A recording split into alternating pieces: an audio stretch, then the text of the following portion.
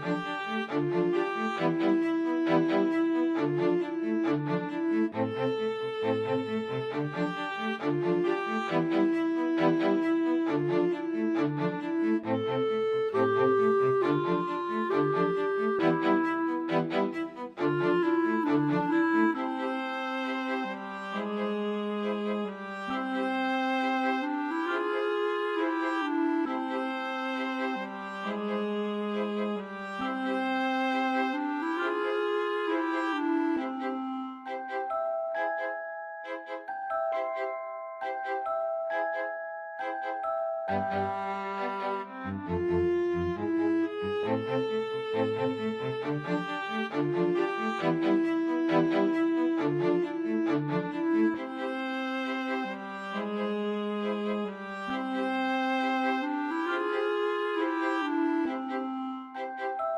はよう。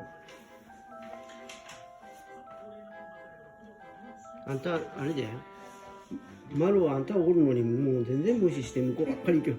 あなたの存在をマロは忘れとるのかな。猫じゃと思ってないの。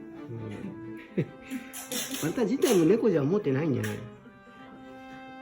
じゃあね、行ってくるわ、さん。今日も一日動かないだろ。じゃあね、バイバイ。